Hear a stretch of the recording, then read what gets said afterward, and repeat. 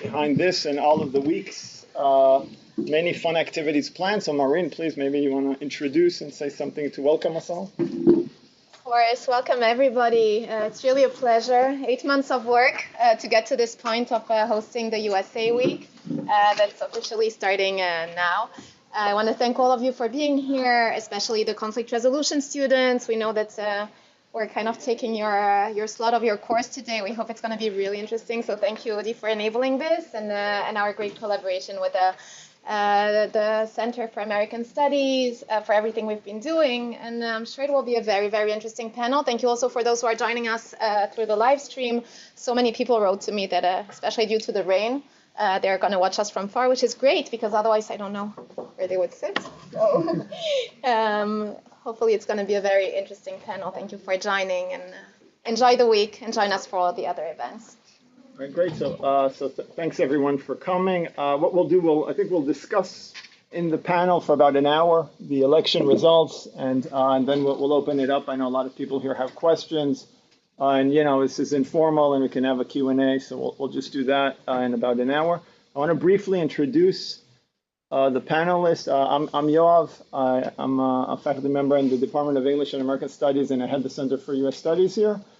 We have my esteemed colleagues here, Professor Sommer, who's a professor here in political science, an expert on the Supreme Court, American legal system, American political system, and elections. We have Dr. Naama Maor from the History Department, who is an expert on family, on the history of children, on the relationship of law and society and gender. Thank you, Naama. And we have Brandon Friedman, Dr. Brandon Friedman, who's the director of research here at the Moshe Dayan Center for the Study of the Middle East and Africa, and he's an expert on the American relationship with the Middle East and the Arab world, and he'll certainly give us a very important, I think, foreign policy perspective. So thanks, Brandon, for joining us. And I want to begin. I think we've had a week to process, right? Have we had, I think, more than a week? Almost 2 weeks. Almost 2 weeks. So for those who've been able to process, and some who can't, we'll try to maybe make sense of everything here. And my initial question, I think, to get this discussion going is, if every panelist can maybe, in one word, I want one word, reaction to try to describe, what you feel or what you think in reaction to what happened, right?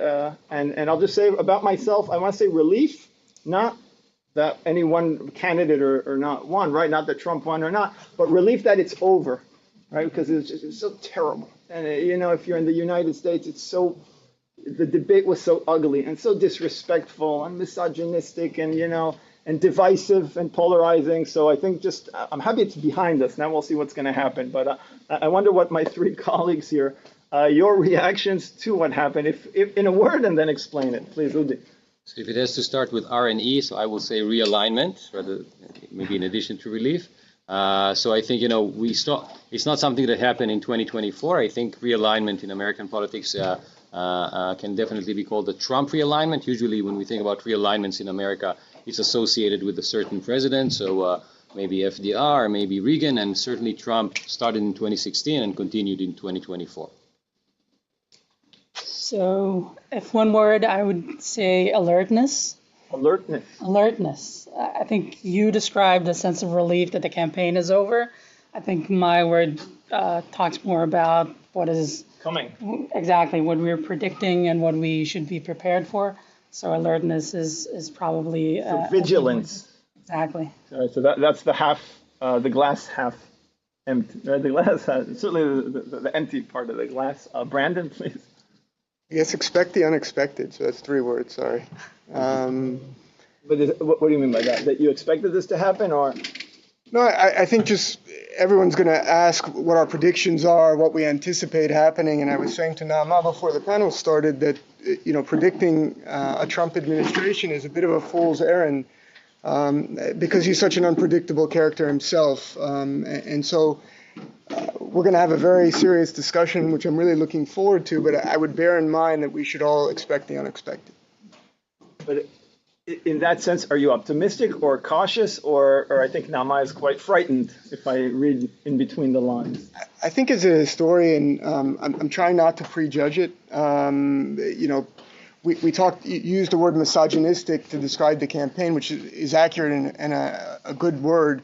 But here we have Susie Wiles as his chief of staff, right? So the glass ceiling has been broken, the first woman ever to be White House chief of staff. So on one hand, we have this misogynistic narrative about Trump, and on the other hand, we have Susie Wiles in the White House. So as a historian, I love that, the paradox there, and the contradictions, and I think we should expect a lot more contradictions moving forward. So certainly if we learn anything about Trump is that nothing makes sense. In a way, that's the chaos, and he says that. That's his thing, the chaos theory, that everything you think you knew about American politics, American government, I'm going to disprove it, right? And that's part, I think, of the revolutionary, the anarchistic almost kind of sensibility that he has. All right, so I want us to go back then to what, 10 days ago, 11, 12 days ago, to try to make sense of what happened, right? To make sense of the election results, to try to understand them.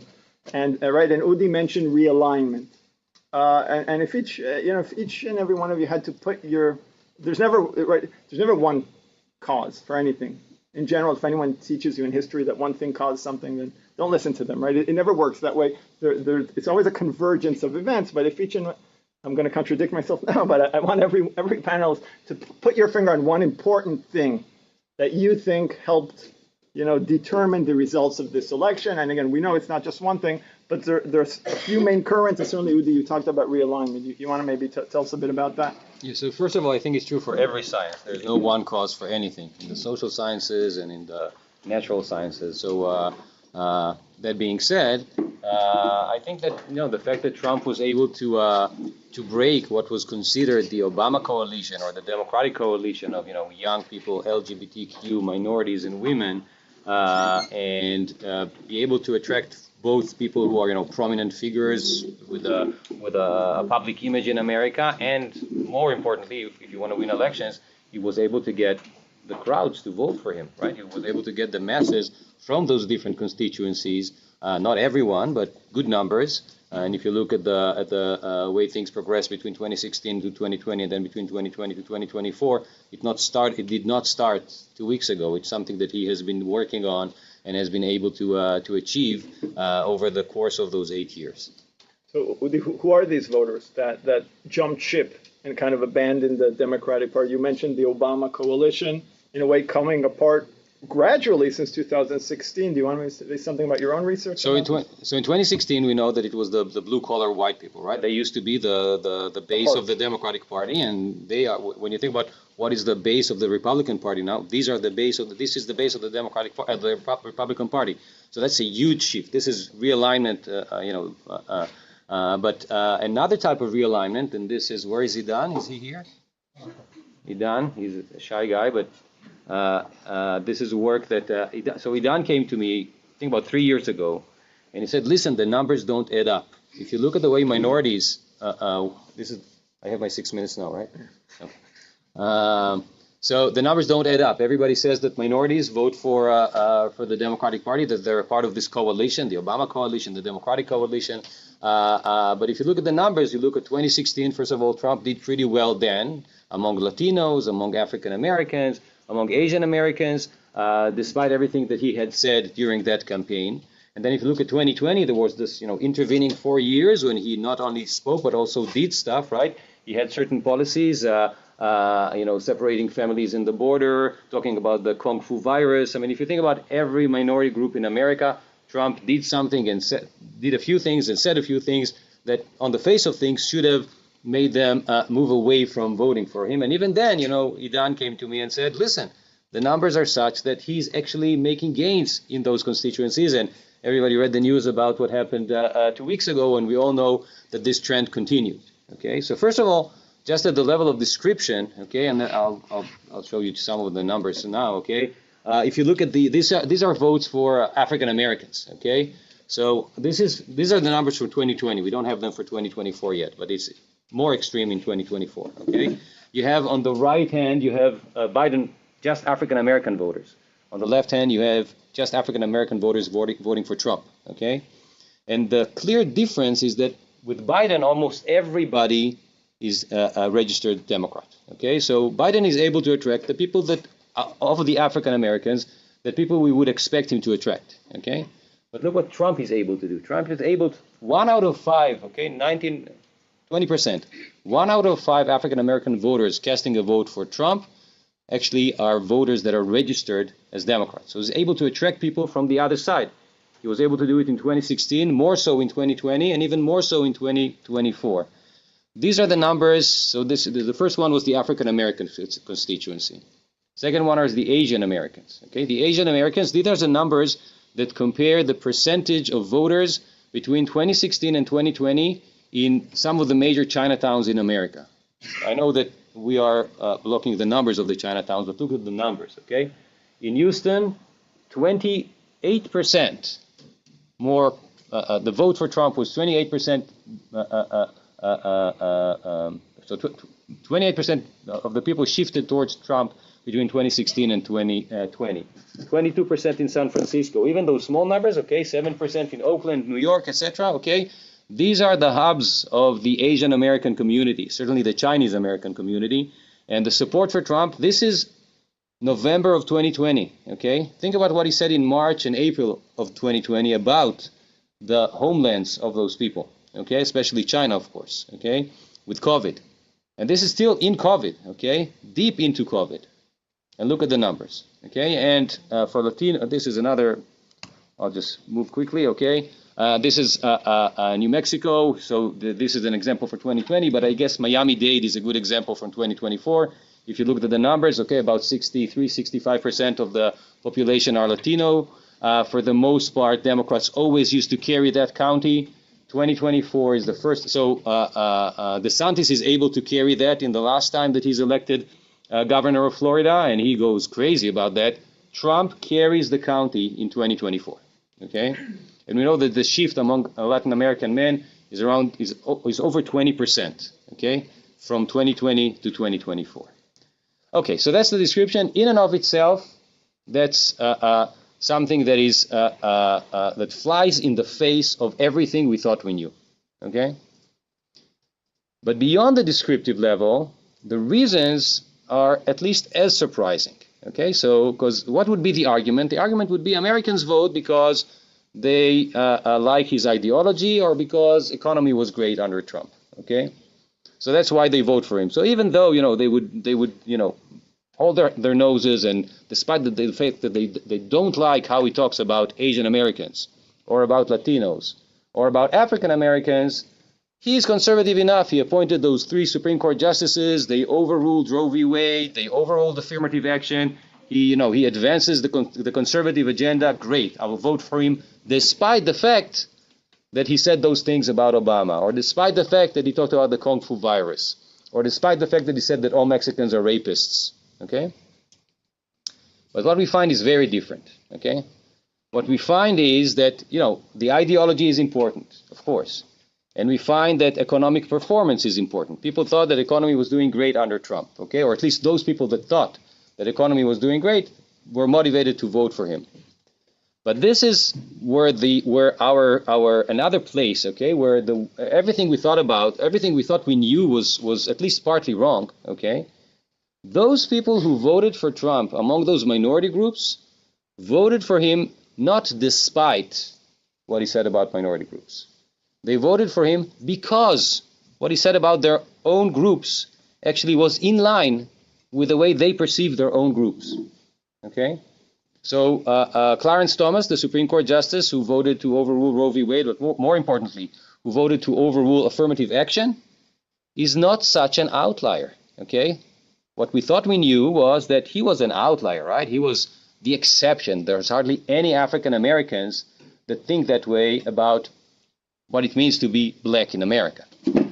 Turns out that there's many more, there's millions more who think that way, and even more importantly, those millions are located in the swing states. So the shift that we're seeing is happening even in a way that is more pronounced and is happening earlier because of this minority. For Latinos, the Latinos that voted for Trump are not Latinos that are appalled by the fact that by the way he talks about immigrants. They actually, if you look at their sentiments, they have a strong anti-immigrant sentiment. Okay, they agree with him in the way he thinks about their own community. and something along those lines for Asian Americans as well. So I don't have the time to describe everything, but basically just to summarize, okay, the realignment happens both at the descriptive level, where you see those constituencies moving away from the Democratic coalition and into the Republican coalition, whether it's sustainable, where it's going to last beyond Trump. These are good questions, but it's happening right now. And the other place where this is completely surprising is the reasons, the underlying reasons, okay? The liberal progressive agenda that was supposedly the one that was able to understand those groups actually missed big time. And Trump, with his intuition, he's not based on research, right? We know he doesn't read this stuff, okay? But based on his intuition, was able to really tap that sentiment and capitalize on it and get those voters to move over to his side in 2016, more so in 2020, and even more so in 2024. So thanks, Udi. And this is right part of Udi and Idan's research. And they have a very interesting article that I'd urge you to read if you're interested in this realignment question. I wonder if Naama and Brandon can maybe comment on this question of, the end of identity politics, this idea that demography was destiny, and, the idea that the Democratic Party thought that, African-American voters and Latino voters are, they have them in the bag. They don't have to actually address their issues because they're going to vote for them anyway. And I wonder what you two think about this idea that Udi presented. So I'll continue with, similarly to what Udi just said. I think you were describing the Obama coalition. You're also describing somewhat the creation of the Trump coalition. As historians, we can also go back to the New Deal alliance and try to figure out the origins of the creation of the backing that the Democratic Party had. So in a sense, you're describing why people gravitated towards Trump, and we can also ask questions about why people were distancing themselves from the Democratic Party. And I think that when we talk about identity politics, one of the things that we have to keep in mind is that a lot of the times we project our expectations on different minorities or different groups. We expect them to vote in a way that we think they should vote, as women, as African Americans, as Hispanic voters, as Latinos. And when we look at the turnout, and we look at the exit polls, we see that we don't really understand what motivated people, whether it was the economy, whether it was women's rights, or whether it was reproductive rights. And I think that one of the things that we have to keep in mind is that these different groups are not monoliths, which goes to what Udi was talking about right now.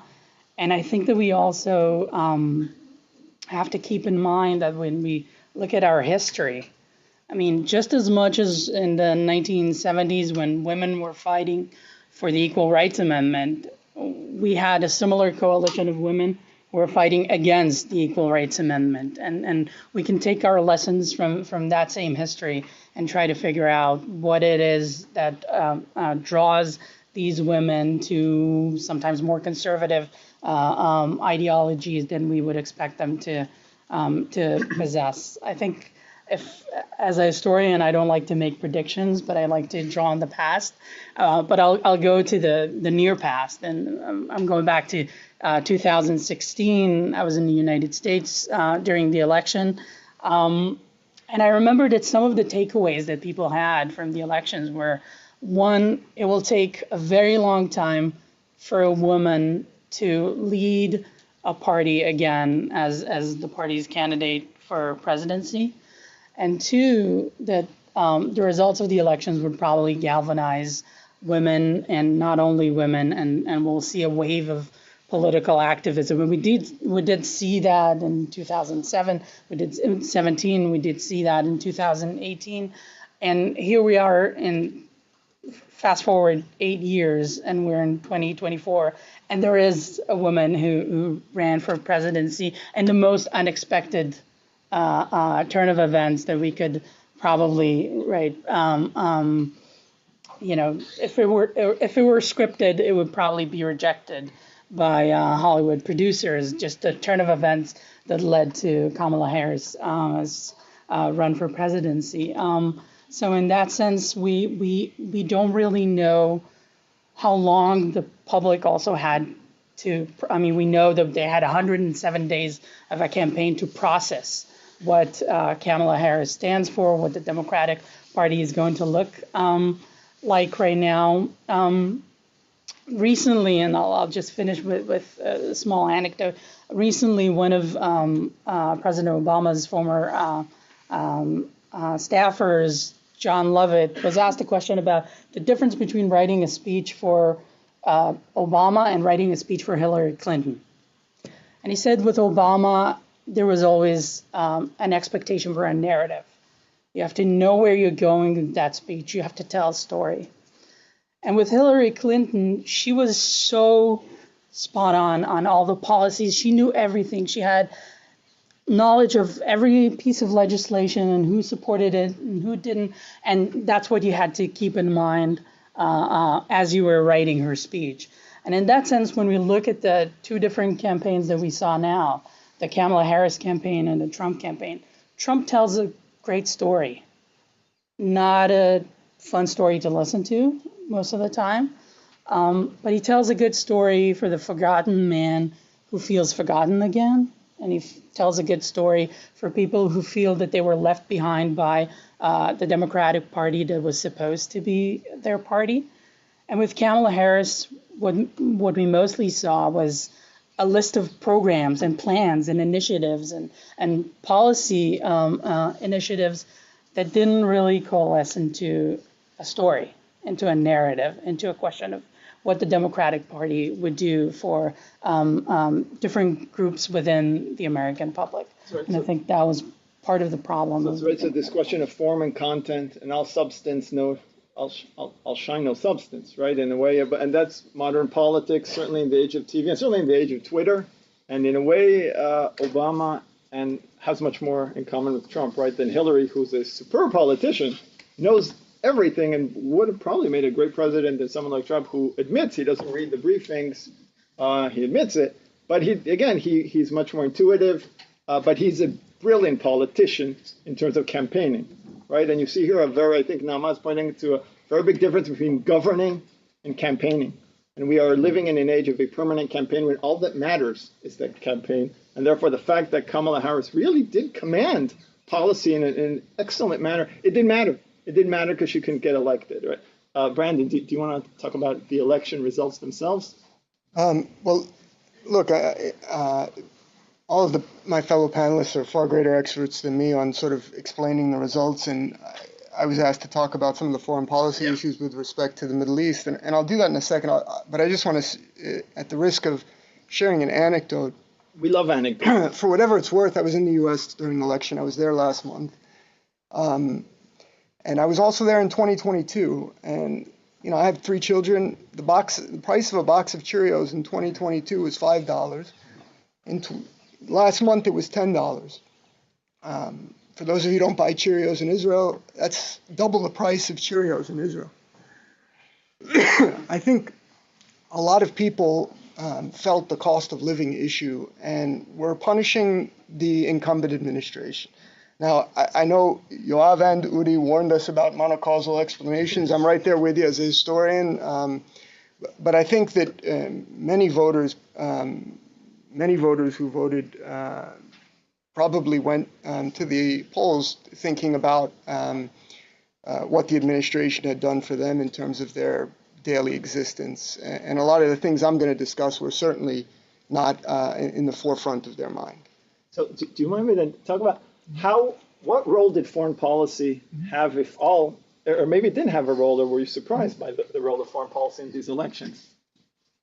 Well, I think part of the Make America Great Again idea, and really this is the key question, I think, in terms of thinking about Trump in the Middle East and even in the world, is does it mean restoring America's power and position in the world, or does it mean retreating into a sort of an isolationist sort of, we're going to focus on issues at home and sort of let the world is on its own, so to speak. And I think that's a core question, and the answer is unclear. And it was unclear during Trump's first administration. Will Trump seek to deter America's enemies in the world, or will it seek to appease them? And in terms of how that played into the election results, the issue of Ukraine the issue of China, and obviously in the Middle East, the issue of Gaza, Lebanon, and Iran. Is Trump going to end American wars? Is he going to exacerbate rivalries and conflicts? Or is he going to try to extricate the U.S. from them? And obviously, these are dichotomies I'm presenting, right? And it's never just either or. It's always somewhere towing the line. And I think it behooves us, if we're trying to figure out what Trump may or may not do, to look at his record. What did he do as a first-term president? Now, for Israelis in Israel, it's Trump delivered. He was good for us, right? That's the general perception. He moved the embassy and recognized Jerusalem as Israel's capital. He recognized Israeli sovereignty over the Golan Heights. He brokered the Abraham Accords. And for those who thought that the nuclear deal with Iran was a weak one, he abrogated that deal and took the United States out of it. And so in a very superficial, simplistic way, if you're looking at it from Israel's point of view, then Trump was very good for Israel. Now, I think there's a much more complex story to be told about Trump's role in the Middle East. The way Trump embraced the Saudi regime, which ultimately led to a blockade on Qatar, which ultimately fragmented a potential unified front against Iran during the first administration, an abrupt withdrawal from Syria and Iraq, which terrified American partners, and obviously the idea that America was attacked repeatedly by Iran in 2019, specifically in May and June, and in fact a surveillance drone in June 2019 was down. American AWACS plane surveillance drone was down by the Iranians, and Trump didn't respond. To many, smelled of weakness. But of course, then in January 2020, Trump ordered the assassination of Qasem Soleimani, who had been basically the architect of Iran's expansion in the region for a decade. And so there's this mixed bag. Was Trump sort of weak when he was confronted in the Middle East, or did he respond with strength? Another anecdote would be in March 2020, there was a price war over the price of oil between the Saudis and Russians. And ultimately, Trump threatened to withdraw all American military support for Saudi Arabia if they didn't stabilize the price of oil, because the price war was destroying the American oil and gas industry, many of whom are big Republican supporters. And Trump issued that threat, and MBS, the Saudi day-to-day ruler, backed off. So the story about Trump in the Middle East is actually quite confusing and complex. And so you don't know which Trump you're getting, which is why I said expect the unexpected. He was unpredictable. In some respects, people saw him as unreliable. I think when it comes down to making or looking forward in terms of Trump's policy in the Middle East, there are two issues we should probably talk about more.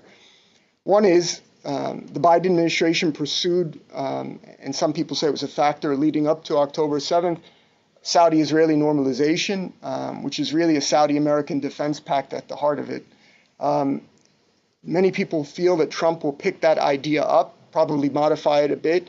And what does that mean for Israel, Israeli security, and Palestinian statehood? That's a conversation worth having.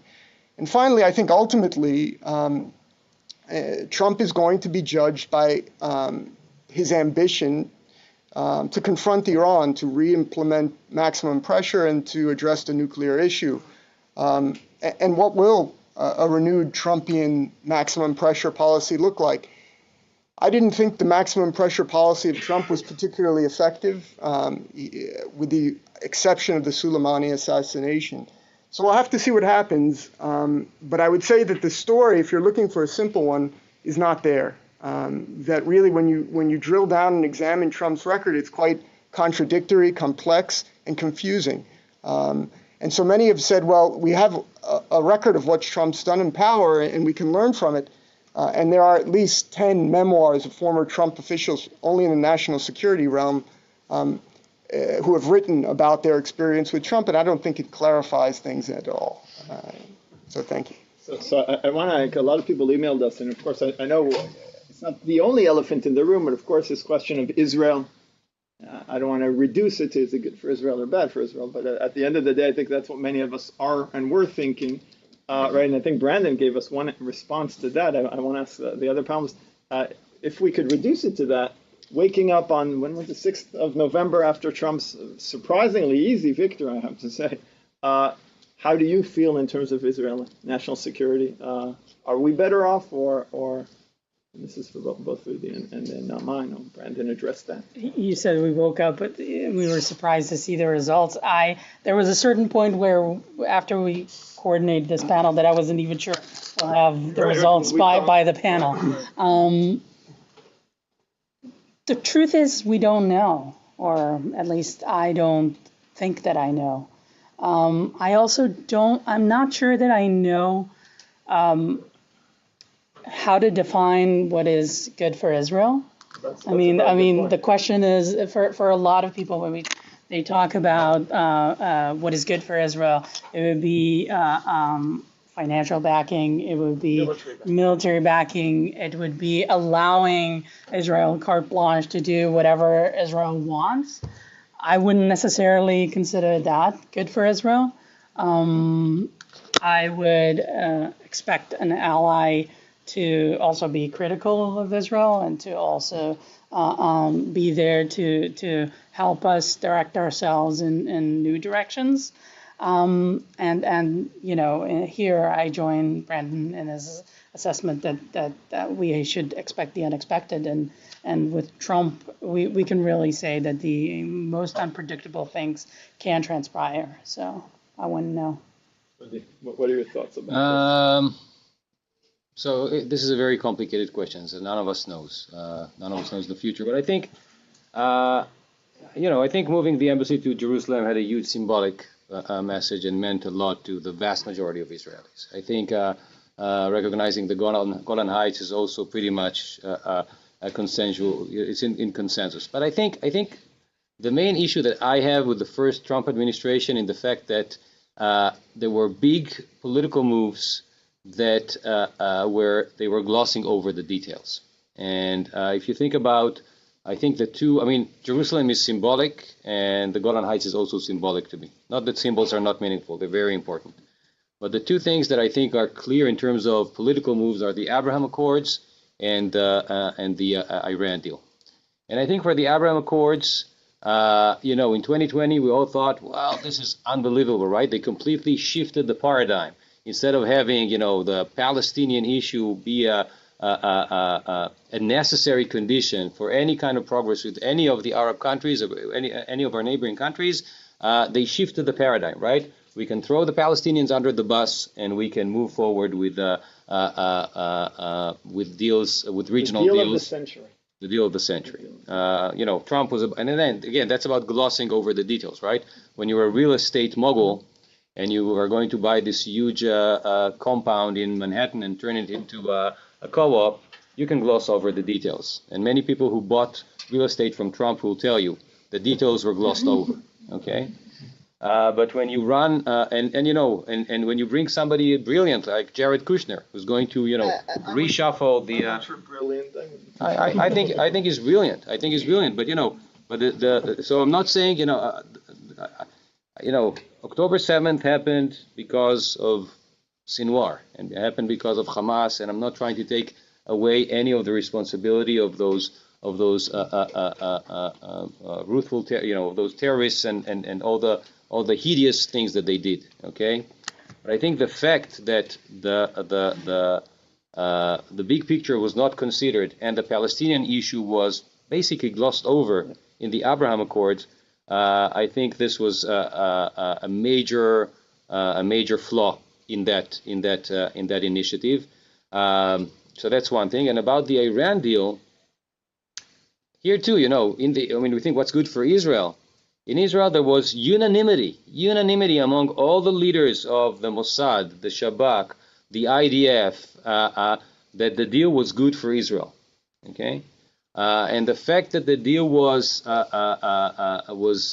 basically revoked in 2018, first of all, it's against the professional opinion of those people in Israel, and it's not just one generation of Mossad leaders and Shabak leaders and heads of the and heads of the IDF, but it was several generations that were in one mind on that.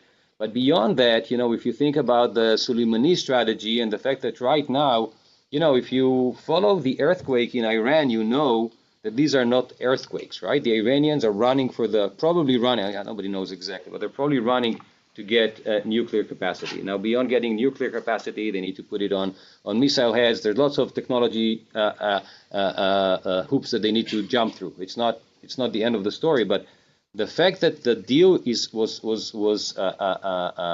gone, okay, and was gone in 2018 during the first Trump administration, has already had implications for the degrees of freedom that the Iranians have in the Middle East, and might have even more severe consequences. So again, this glossing over the details, when you do those things, you need to be a professional. This is your responsibility. You're the leader of the free world.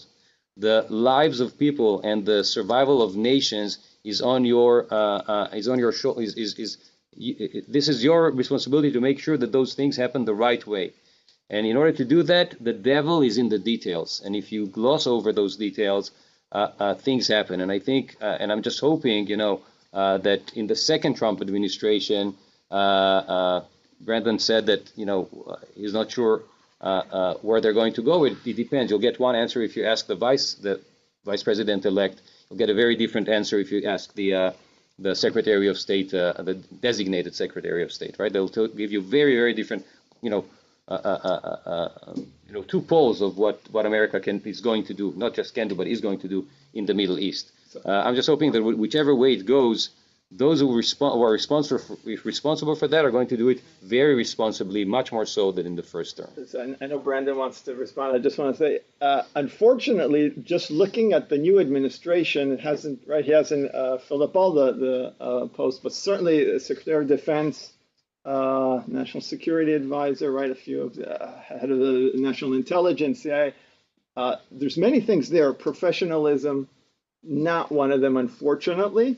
This is important because that's the point, right? And here I'll just say, you have to understand Trump's victory and the Trump phenomenon is the delegitimacy of the American elite, the American establishment class. That was the point. That was the point in 2016, because for many Americans, that was Trump's case. Why is he now appointing a Fox News host? He's appointing him because he says the generals, they don't know what they're doing. He says that about Milley, right? The former chief of staff, the chairman of the Joint Chiefs of Staff. That's his whole point. It's fundamental. We talked about populism, anti-elitist, but enough Americans share the sentiment, and unfortunately for good reason, that America's elite class has failed them, because they failed them in Iraq 20 years ago. They failed them in Katrina, right? They failed them in 2008, the financial crisis.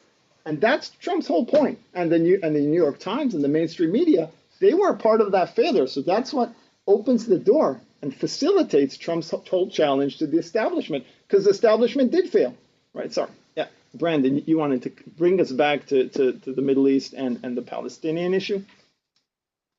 I wanted to go back to your original question, which is sort of what's good for Israel, and I want to try to give the answer I gave before the election, which was, in my estimation, what's best for Israel is a strong United States. And so, to me, one of the fundamental questions about Trump is what he does with the American system of relationships, partnerships, alliances that exist. That, to me, is the true source of American strength, its ability to marshal such a broad tent of partners across the world. And it seems that one of the Make America Great Again ideas is that those partnerships, alliances, relationships are somehow less important. And that fundamentally, in my estimation, weakens the United States, and I don't think that's to Israel's benefit, broadly speaking. Now, how Trump deals with his alliances and relationships moving forward, we'll have to wait and see. I think I certainly don't want to prejudge that, but I think, broadly speaking, what's good for Israel is a strong United States, because I think it's Israel's most important relationship in terms of its foreign partners. 2 more quick comments. The personnel issue, it's important, and early on in the transition, it tends to get everyone's attention. It makes for great gossip. We study all the characters. We look at their track records. It's one of those things it's fun to do, right? But I think one of the lessons, at least reading through the memoirs of the Trump officials from the first administration, is that perhaps we put too much stock in our analysis of some of these officials, that at the end of the day, Trump is the most important personality in this story in terms of the details or the big picture. And so I think that I would just make a cautionary statement regarding if we look at the personnel of someone like Marco Rubio, I sort of see as an establishment figure, right? So on one hand, right. And he puts that out at Secretary of State, which if you take the comment I made a minute ago about relationships, partnerships, is perhaps an encouraging sign. But of course, there are a whole other group of appointments that might neutralize or cancel this all out, and I think that's part of the point of how Trump operates. And so I would just be caution. I would exercise caution in terms of putting too much stock in the personnel decisions. Ultimately, I think Trump likes to think of himself as the decider and tends to marginalize those who want to take away that role of decision maker. And finally, with respect to the Palestinian issue and the Abraham Accords, first of all, I want to remind everyone that the Abraham Accords were sort of a consolation prize from the failure of the Trump administration to broker what he called the Prosperity for Peace, his sort of the Trump peace plan, which he presented in June 2019 in Bahrain.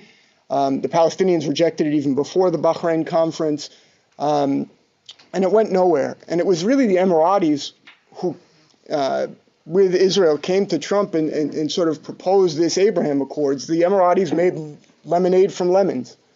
And I think that if you look at that story very carefully, it was simply salvaging a botched Trump foreign policy initiative.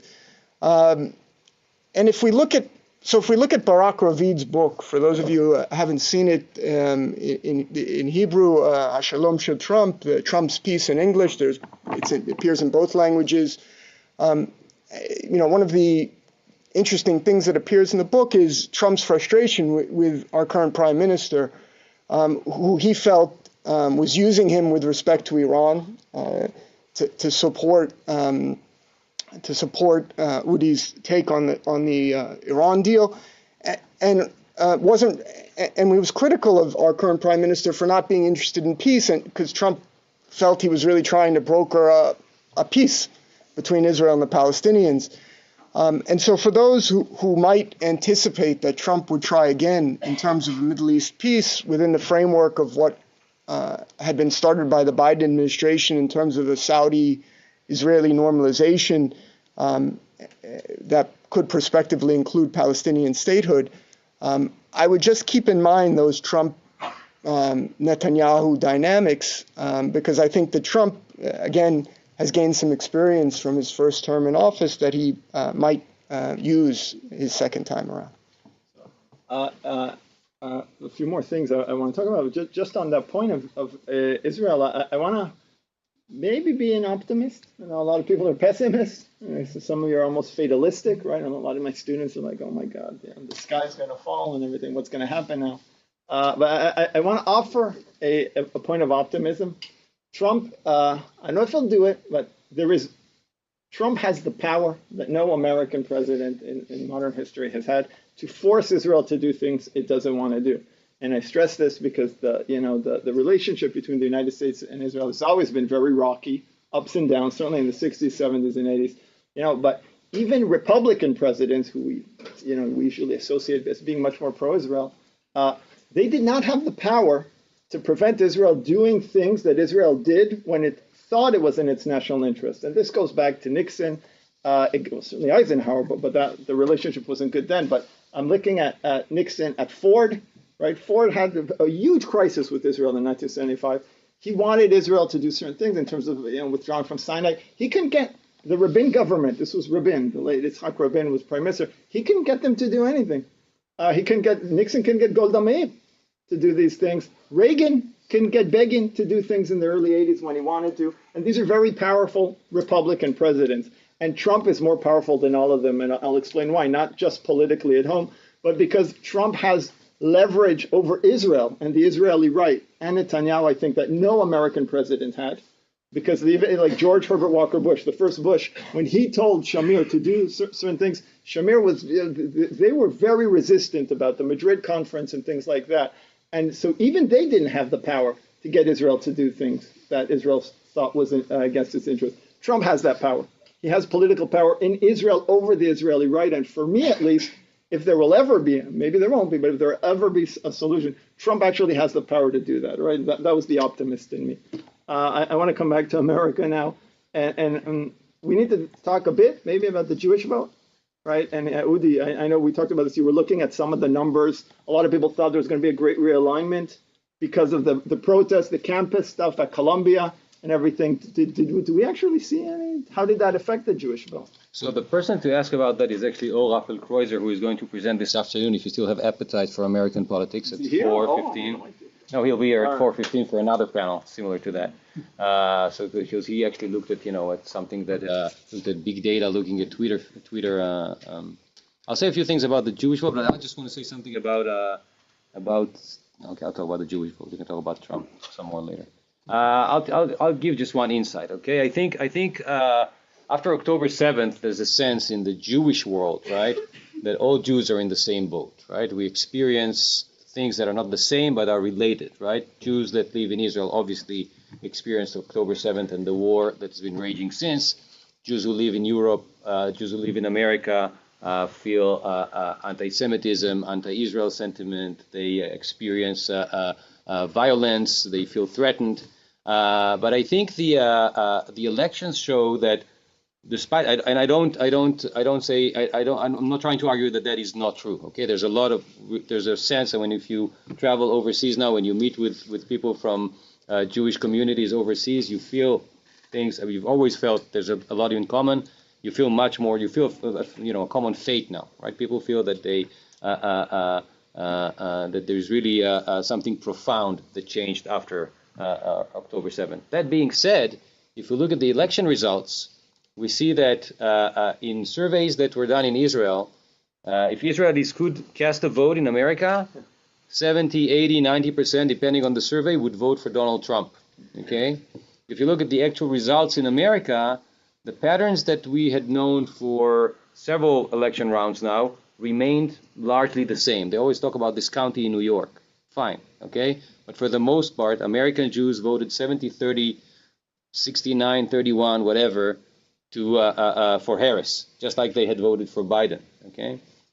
Now, I think maybe less about the American Jewish community and more about the relationship between Israel and that community. Okay.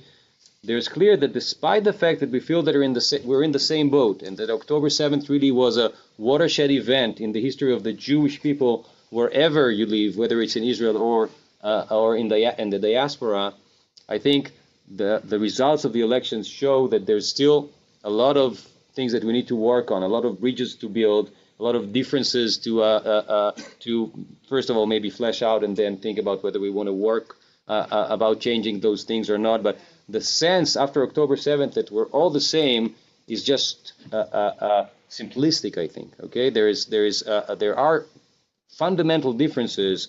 And that's something that's going to be a challenge, I think, for Israel, for Jews, and for the relationship between Israel and the Jewish diaspora in North America. But it's probably true, similar in places in Europe. Do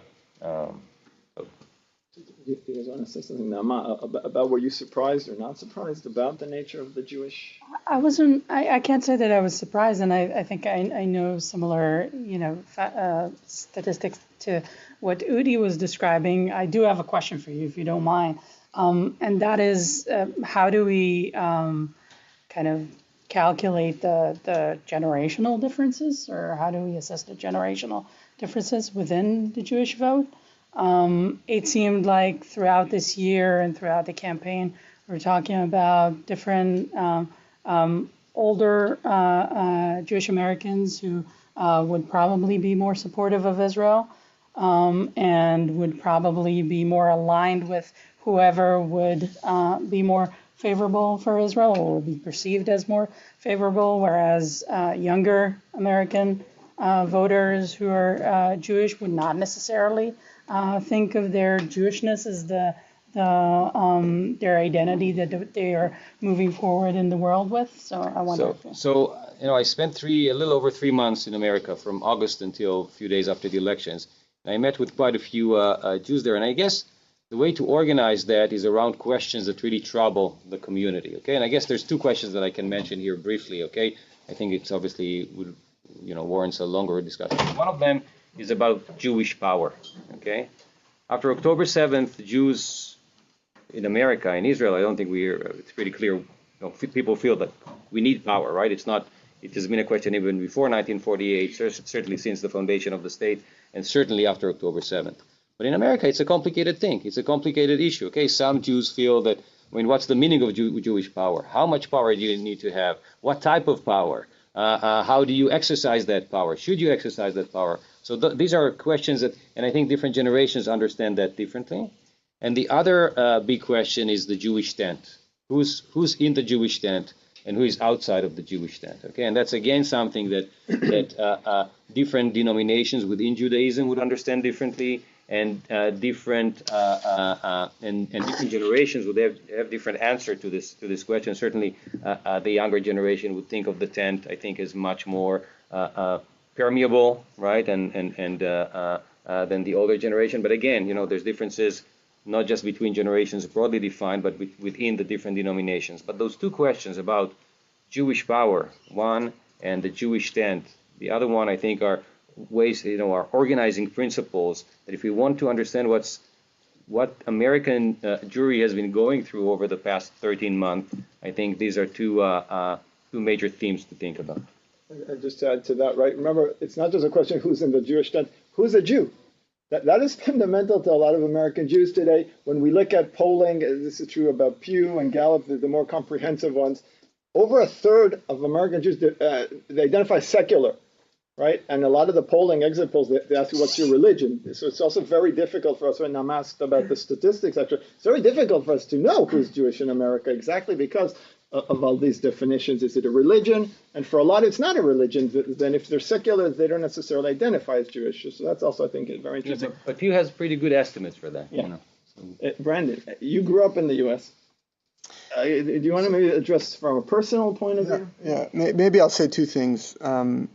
First of all, this is probably the first election where, and again, it's anecdotal, so I don't know how much you can really make of it, but the people I know and talk to about this election said they are voting on the issue of Israel amongst the Jewish community. And the way a lot of people in the U.S. often are one-issue voters, whether it's Roe v. Wade or the economy, whatever that particular issue is, over and over again, I heard Israel being the reason they would vote one way or the other. And I also heard a lot of criticism that Biden didn't, criticism of the way Biden supported Israel during the war since October 7th.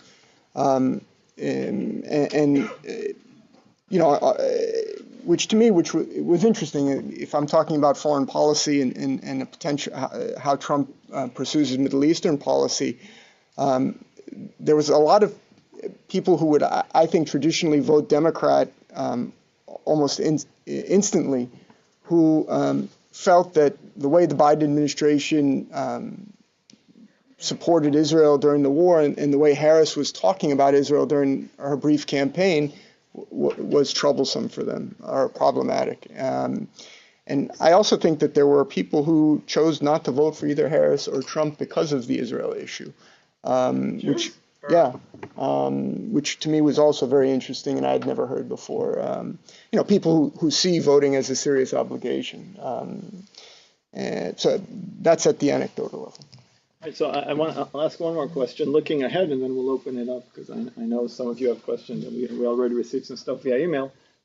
Looking ahead, right? We tried to establish, I think, what happened and why it happened. And again, I think we only touched the tip of the iceberg.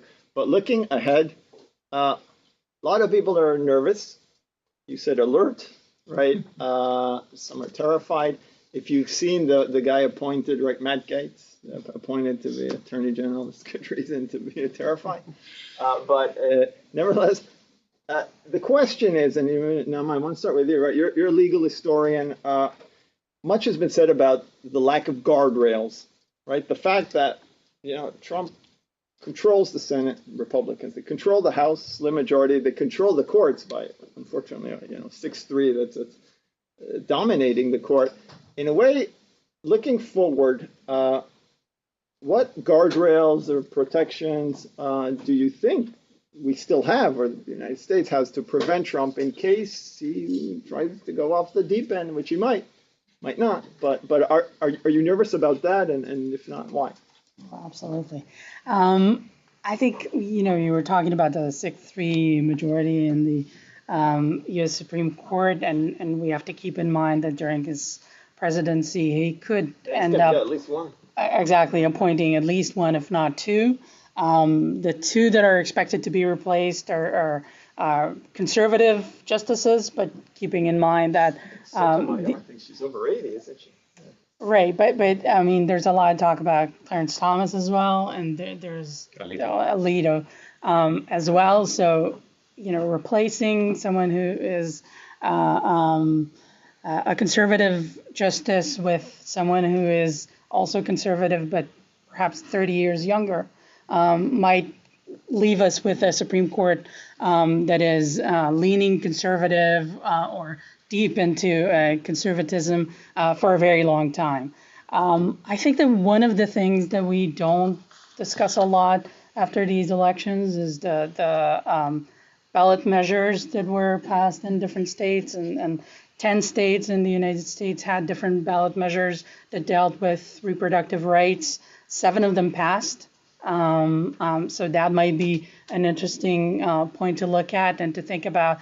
If the Supreme Court wants states to have the jurisdiction over these questions of reproductive rights, so maybe the right way for people to operate would be through the states. That does not mean that we haven't seen a lot of also legislation that was going in a different direction of preventing abortions in different states since the Dobbs ruling in 2022. But I think that some of the movement within the states could also be indicative of the guardrails being actually in the states and not necessarily in the federal system.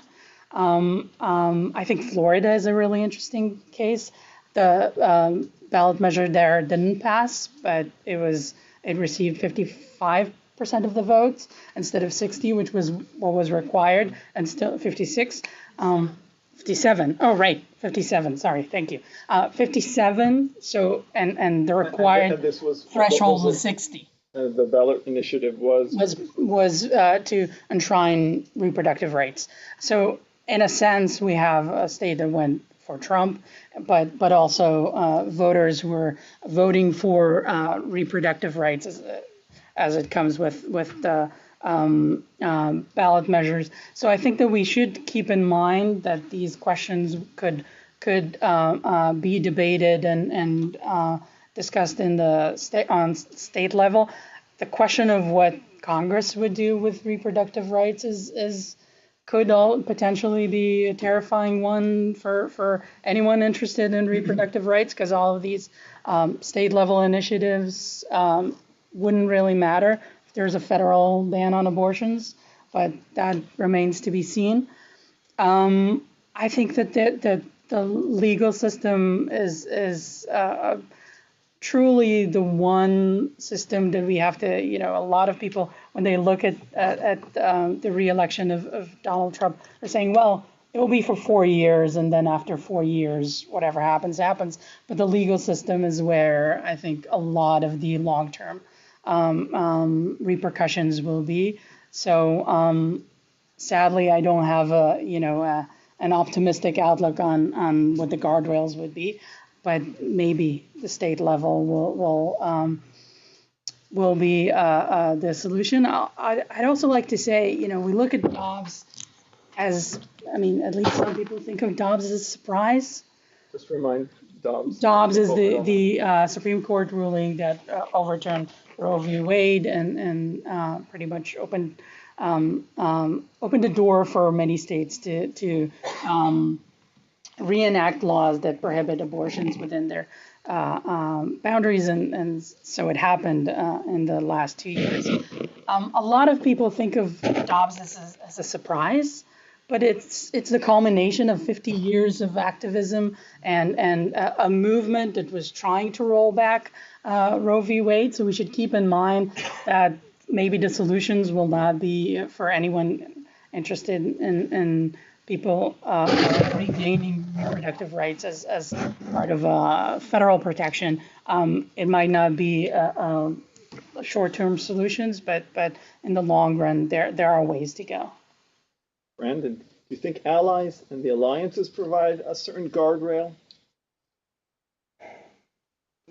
Yes and no. It depends on the issue. I was going to take the guardrail issue in a different direction, which is that during the first term, one of the first foreign policy issues that the Trump administration explored was called a Marshall Plan for the Middle East that was pushed by Michael Flynn, who was the very brief, I think he was only national security advisor for Trump for almost less than a month. But Flynn had a whole infrastructure of support for this idea of providing nuclear energy to the Saudis and others in the Gulf. And it was quite clear that what the Saudis and others were asking for was for the Trump administration to lift any safeguards or on how those civilian nuclear programs would be used. So the 1, 2, 3 clauses of the U.S. 1954 Atomic Energy Act, which says the U.S. exercises some degree of control if it transfers nuclear technology to friends and partners, is typically something that any presidential administration has to deal with if it's going to transfer things like nuclear technology to another country. I could see in an instance where the Trump administration is working on a grand bargain with the Saudis to normalize relations with Israel, somehow get a path to Palestinian statehood. One of the things the Saudis have been asking of the United States is to provide them with the nuclear fuel cycle. And potentially with both houses of Congress firmly Republican, and the Trump administration could modify what it needs to modify with respect to the Atomic Energy Act and provide the Saudis with the nuclear fuel cycle. So that's an issue where guardrails are sort of loosened, right? In order to provide an ally with what the Trump administration will argue will be a win-win, right? Because you get a path to Palestinian statehood, Israel-Saudi normalization, both sound great, right? And the Saudis get a U.S. defense pact and nuclear assistance. But in Israel, there are national security people with far more knowledge and experience than me who have grave concerns about Saudi Arabia with the nuclear fuel cycle. And so these issues are very complicated, right? That's a checkmate. If they do that, Israel's going to be a very difficult response. Right. And so there are a range of issues. When I said contradictions, paradoxes, these issues are complicated. On the face of it, this kind of grand bargain might be appealing to various constituencies, both in Israel, the United States, and certainly in the Arab world and Muslim world. But the question is, do they make us safer? Are they sound? And are the details the kind of details we can live with? And Udi's point about the devil is in the details is important here. So I would just say that the guardrails issue is tremendously important. And I would say it's not entirely clear. Do you think? Yeah, so a few thoughts about guardrails. So I think the reason why we think about guardrails so much is because emotions are so central in the experience of people here, people in America. So I want to talk about 3 emotions, okay? I want to talk about hope. I want to talk about ambition, hope, and fear, okay? So ambition, I recommend, if you haven't yet, I would recommend that you watch the victory speech of Donald Trump, okay? The person that I saw there is a person who's very, very ambitious, okay? He wants to leave his mark on history. He feels like in 2020, he felt like, he was denied the chance to do that with the second term. He felt that, he's now able to do that. And if you ask me, I don't think the Middle East or Ukraine is the big thing for him. I think it's China, and not Taiwan. It's China, right? It's whether it's going to be the Chinese century or whether it's going to be again an American century or even the Trump half century. But you're so a very, very ambitious person, not bitter, okay, not vindictive in his victory speech. Okay, watch the victory speech. That's Yeah. No, the victory speech is important. You know, something happens once you win. It's very different. You run a very tough campaign. Things can happen afterwards. Second thing is about hope. I think that we tended to characterize the Trump campaign as a dark campaign. I mean, if you read the New York Times, this is what you read, right? It's a dark campaign, etc. Versus the Harris campaign, which was a campaign about hope and about the future and, you know, light versus dark, etc. I think for tens of millions of people in America, this was the exact opposite. Making America great again, listening to their identity, understanding them was the hopeful message. Okay, the message that Harris, and it's not just Harris, right? It's the liberal progressive movement had for them was a sense that, you know, if somebody says that your country is an island of garbage, then you should change your vote. Nobody would expect that from a white voter. Nobody. Right? So why would you expect that from somebody from Puerto Rico or from, for that matter, from any Latino, right? So the experience of, I think the Trump campaign was, you know, the emotional, the positive emotional components there were largely not covered by much of the media that many of us read. But if you go beyond that and try to understand what drove people, this was a major motivation. And then last, about fear. So we talked a lot about uncertainty. I think Trump purposefully put in his cabinet opposing forces, okay? And he will need to listen to those different forces and make the decisions. And that's going to be very different from an Obama style, you know, which is a professorial style. You go into, you read all the briefs and you learn on the material and then you make a decision based on that. It's going to be very different from the Biden style, which has, you know, you have an experience of 50 years in public service, and based on that experience, you or that experience guides you when you make decisions. For Trump, it is going to be about his intuition. He's not going to go into the material. He doesn't have that much experience, okay? Relatively limited experience compared to Biden, of course, okay? But his intuition is very strong, and what that is, the kind of emotion that is going to generate, I think, among people, for instance, in the region, okay, is a sense of fear. Because when there's when it's about intuition, when you can't really predict that it's going to be based on, and again, everything that I talk about is emotions, right? Which is the opposite of rational thinking, okay? In the university, we used to thinking about, you know, to think that, you know, that's the right way to go, but turns out that many people don't feel that way, okay? And Trump is certainly not going to operate that way. It's going to be about his intuition, and once he operates based on that intuition, then the Iranians are not sure when they're going to cross the line or not. And same thing for Hezbollah, and same thing potentially even for China, maybe. So I think this sense of a cabinet and even a political party, if you look at the Republican Party, right, which is so dominant because all the constitutional guardrails are irrelevant because they control all the branches of government. Even the party has diverse and even opposing currents, and Trump will have to maneuver and make those decisions, and that's going to be based only on his intuition, which is going to create uncertainty and I think fear that may be a good thing in the international system. So it's interesting, right? Just everyone here mentioned one way or another just this idea of federalism and maybe the states, right? Maybe that's the place, you know, maybe New York, California, whatever, that's where certain rights can be preserved. And of course, the irony is that we're entering an age where states' rights, which has always been the great conservative cause, right, against the federal government since the New Deal. Now, states' rights is being, and it's being appropriated. And we've seen that, right, in Gavin Newsom in California and in New York. And it's very interesting that how American history, the ironies really of American history, how it flips and it evolves. All right, so we have 20 minutes left. I left 20 minutes. The room is yours, right? This is for questions. We have some, I received emails also from people watching. But I wanted to open it up to the room here. The room is yours, but ask us about gender, because we haven't spoken about the politics of gender. Yeah, and specific questions? Yeah, please. Actually, my question is specifically for Professor Sommer. You talked about how the minority groups, you can say that in all minority groups, they agree with Trump about what he says about themselves. Do you have any idea or any thought about why that is? Because he said some horrendous stuff, but I can tell even from myself, from my Latino father, who agrees with him 100% about immigration as well. Like, what is the driven cause behind it? So again, the best person to ask is in the back. His name is Idan Franco, okay? and we're going to publish a book, hopefully right before the inauguration, that's called The Emerging Republican Minorities. So you can find all the answers there, or at least the answers that we found.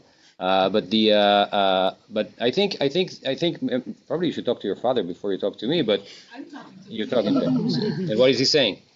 That Trump, that he agrees with him about immigration, that he should deport all those people, that he's a strong leader, and also that he's good for Israel, and that is that people chose him. So if people chose him, they must agree with him. He must be a good president, and Harris must be Harris/Biden must be a bad president.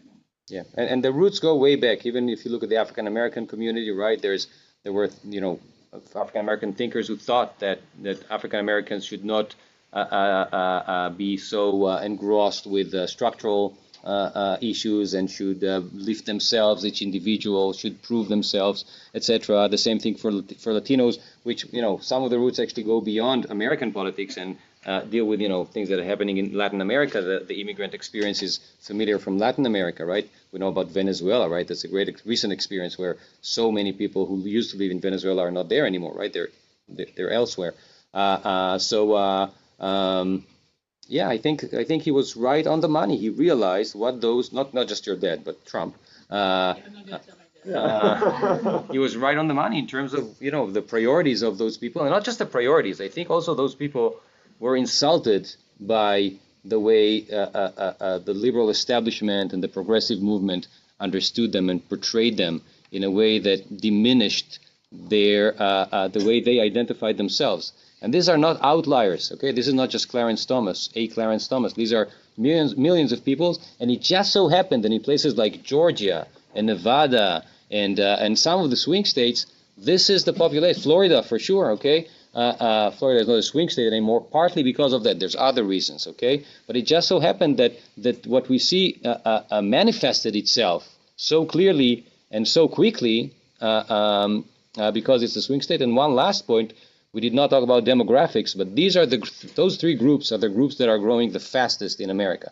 Asian Americans is the fastest growing group, and Latinos and blacks as well, much faster than the white population. Okay, the white population was 90% in the 1960s. It's about 60% now, and it's going to be a plurality by mid-century. So those trends are important because of their geographic allocations and the political implications, and also because of the demography, because demography matters. Just in the back, yeah, please. Yeah, so I have a few questions for Professor Sommer. Then maybe for Professor Sommer, I noticed that you mentioned both Hispanics and Asians. A lot of the Hispanics were from Venezuela and Cuba and Nicaragua. Trump was very, very, very harsh on those three countries' regimes, and how much of the support amongst Latin Americans was because of the fact that he was harsh on the regime versus he was harsh on immigration. And the same question applies to the Chinese people as well that voted for him, because a lot of Chinese people don't like their. So we talked a lot about Latinos. I'll answer that with respect to the Asian Americans, but just to say about about what's going to happen, the fact that Marco Rubio is the Secretary of State, right, and he comes from Florida himself, from Hispanic descent, from Cuban descent. It's interesting what's going to happen there. But let's just talk about the Asian Americans. So what we find for Asian Americans, overwhelmingly so for Chinese Americans, which is the largest group. Mexican Americans are the largest groups among Latinos. Chinese Americans are the largest among Asians. Is that if you look at what drove them to vote for Trump, again, it was ideology and the state of the economy. That's always true. Okay, that's the null hypothesis.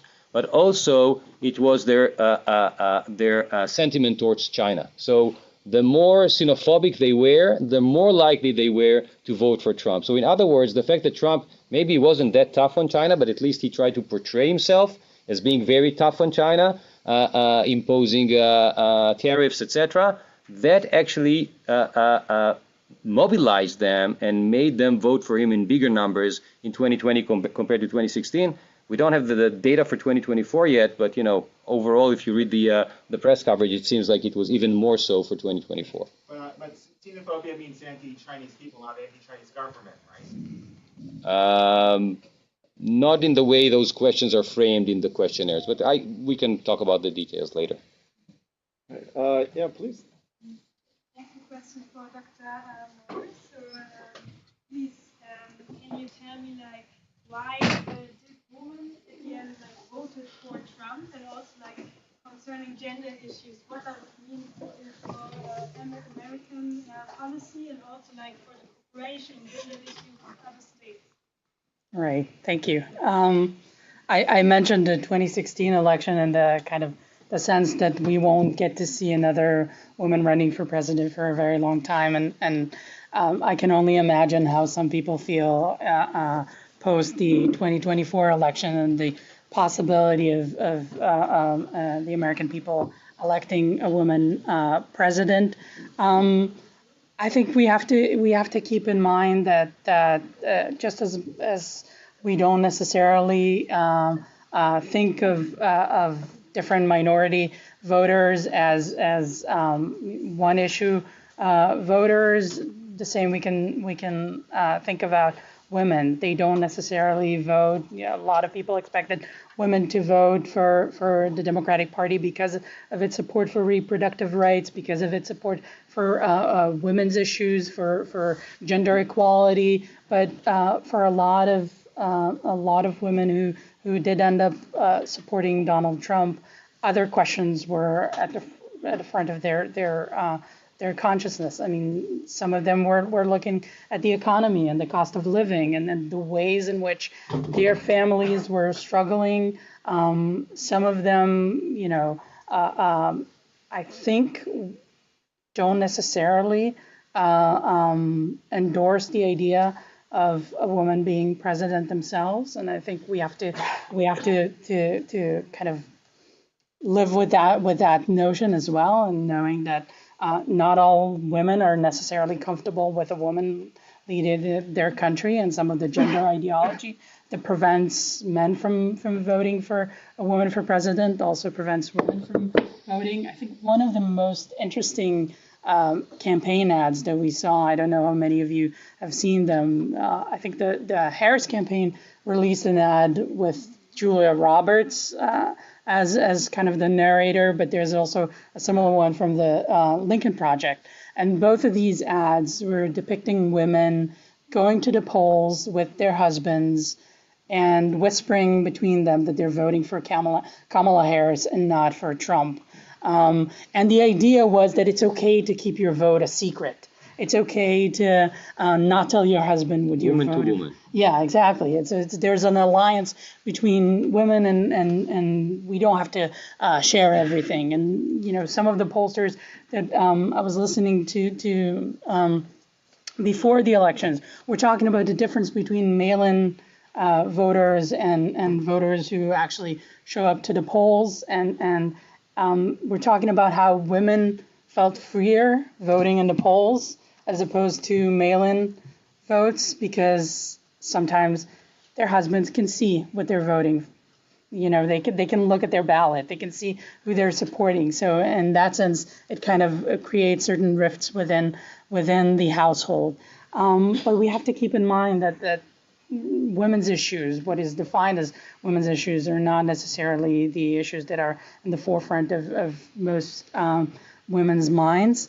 And we also have to keep in mind when we talk about gender, we have to think about how masculinity was deployed during these elections, how manhood was talked about and described, how Trump and his allies were able to appeal to primarily non-college educated young white male voters who were in a lot of ways felt neglected, left behind, abandoned. I mean, we can use a lot of left behind by women, right? One of the things we know this, women do better, in terms of education today in the workplace, right? They have adapted to the post-industrial economy in a more successful manner.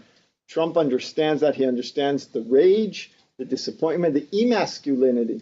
Emasculinity is a very important driving force in history, not only in America. And he understood that, and that's why. And you saw he went to Joe Rogan. He did all the bro stuff, with all those all those podcasts and right, Ultimate Fighting Championship, right? And that's it. But that's that crowd that hasn't done as well as women and you have that resentment, and then But I think there's also a strategic mistake made by Kamala Harris. She was, if you think about two strategies the Democrats used, right? Obama didn't say anything about the fact that he was black in 08, right? It was a complete secret until there was this, the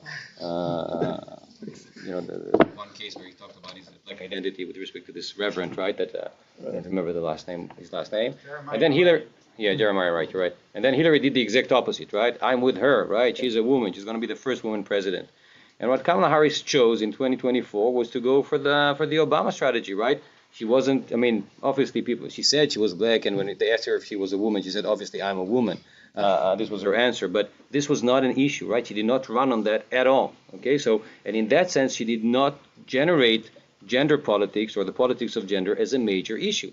And, if you look at 2022, the midterm elections, the reason why there was no red wave in the midterm elections, and we have big data proof to show that, okay, is Dobbs, okay? The fact that women were enraged and they registered to vote and they voted for Democrats. And this, Biden his approval ratings were miserable at the time, okay?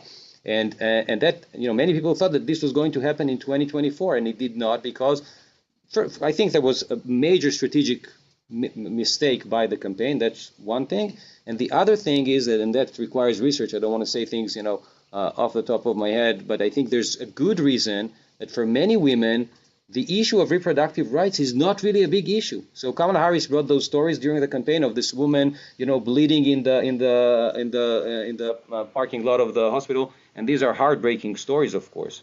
But there's a good chance that for the majority of women in America, given the way people do abortions today, which is taking pills, Dobbs is not anymore. In 2022, it was all fresh. Nobody knew what would be the consequences. 2 years later, 2.5 years later.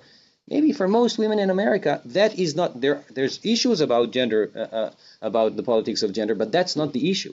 And the campaign completely missed on that as well. So I have a question here for Brandon, and I'll take one more, right? And then we'll finish. So one's to Brandon about the Middle East, and it's about the Arab world, right? And do you think that America's Arab, I'm assuming they mean Sunni allies like Saudi Arabia and the Gulf states, do they prefer Trump over Harris, or who do you think they wanted in that sense to win? I think in the Gulf, they wanted Trump. Emiratis, kind of. And I think that there's a sense of comfort with Trump's naked transactionalism, which is familiar to them. But in reading the Arab media over the last few days, it's interesting. I think their expectations, there are huge gaps between perhaps what their expectations are and how Trump might seek to fulfill them. I think they're expecting Trump to end the wars in Gaza and Lebanon. I think they want to see Trump pursue a policy in the Middle East that's heavy on diplomacy, that doesn't sort of open a new round of conflict with Iran. And so I think that there is also, particularly in the Gulf, this view that the culture wars, particularly what was happening in the West on campuses around the issue of the war in Gaza, is not something they like to see. And why? Because of all the money is revealed that they've been. No, I think for them it's a source of instability, and instability is something they greatly fear. And I'll just give you an example. In Saudi Arabia, 2/3 of the population is under 30. Many of them had no living memory of the Israeli-Palestinian conflict in the way that their fathers and grandfathers did. And sorry for saying grandfathers, mothers and grandmothers as well. And so therefore, it wasn't a living memory. And now, over the last year, they've seen many of them on a day-to-day basis, the conflict playing out, in a way that probably doesn't work in the favor of their regimes that have taken a moderate line towards the war, or tried to, or in Israel's favor. And a country like the Emirates that's worked very hard prior to October 7th in promoting religious tolerance, sees what's happening in the West as being the very antithesis of what they've trying to work towards, which is moderate their society, marginalize radicals. the war, in their view, has empowered radicals both at home and abroad. And so I think one of the things they're keen to see is Trump pursue a line that will, I guess, douse the flames of the culture wars. And I think that expectation may be unreasonable given what we've seen from Trump in the last few days. Final question. I have I don't know if kind of impolitically correct question, but basically, as you guys have mentioned, there's like a rise in more intuition politics and a fall of more, let's say, educated or rational politics, at least at the top. And it's also kind of hard to ignore the education difference between the voter bases of the Republican and Democrat Party. And I want to ask the question, like, is everyone stupid?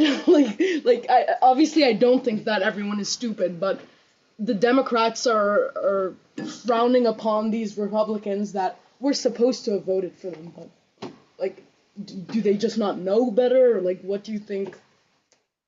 How do you explain that? Like, this goes to all of you, whoever can answer. Is the question, are the Democrats stupid or? Yeah. No, they might also be stupid, but I mean, when I hear your question, I hear it in terms of elites, right? And this is one of the big dividing lines, as I understand it, in American politics these days, right? The notion that, particularly in the Democratic Party, that the elites are out of touch, right? I don't know how true that is, but that's sort of one of the lines of self-criticism you're hearing in the wake of the elections, is that American elites, particularly liberal elites, are out of touch with the vast majority of their population. And so if you turn your question around, the question, I suppose those who are sort of educated and rational should be asking themselves, why is it that they're so out of touch with the vast majority of their fellow citizens? And I don't purport to have an answer to that question, but I would say that that's a serious question worth asking. And I'll just leave it at that. I'll just say something. I think that, the question of stupidity is not just about the elites. The real question is whether are the masses stupid, right? Women are voting for those ballot measures, but then they voted for Trump. Are they stupid? Don't they understand the way policy works? And I think people are not stupid at all. I think that the liberal and the progressive agenda that was pushed so hard in recent years actually missed the real, I think that one of the key motivations is human suffering, right? The human suffering of minorities, the human suffering of women, the human suffering of LGBTQ, the human suffering of trans people, okay? But that became an agenda that was so convoluted, okay, that it missed some of the real sources of human suffering, okay? That Trump was actually able to trace. The fact that Trump was able to understand the tens of millions of blue-collar white people who felt that their lives were over. I don't know how many people here are in their 40s or 50s, okay? But when you're in your 40s or 50s and your town becomes a ghost town because of industrialization, because of automation, because of globalization, and you know that it's never going to come back, and you don't have the time to reinvent yourself, this is a cause for deep human suffering, okay? Just as much as somebody who thinks about their sexual identity or their sexual orientation, okay? I'm not trying to demean any of those, but this is equally important. These were tens of millions of people, okay? Compared that to the percentage of people who identify as trans in the population, that's way, way smaller, okay? And again, I'm not saying which suffering is more important. I'm just saying that this was completely missed by people who were supposedly, allegedly driven by being attentive to what people, how people feel, how people suffer, and that the government should be there for them, okay? And Trump was there. So what I said earlier about hope, I think he gave hope. He's giving hope to those people because they feel that he listens to them, he understands them, and he tells them, I'm going to make America great again for you the way you think about America, how America should be great. So in that sense, I think, there's lots of stupidity, never underestimate people's intelligence and never underestimate their stupidity. I think it goes both ways. There's stupidity on both sides and a lot of intelligence on both. So on that, there's stupidity on both sides. It's a good way for us to conclude. We're out of time. So first of all, thank you for the panel. And thanks to everyone. And again, I want to urge you to check out all the events from the Tau America Week and I have on Thursday, if you like it, Garkeret, the writer, right? I'm talking to him in my class Thursday morning at 10 in Web 001, and there's a lot of other stuff in between. So, have a great week. Thank you. My students will take a 5-minute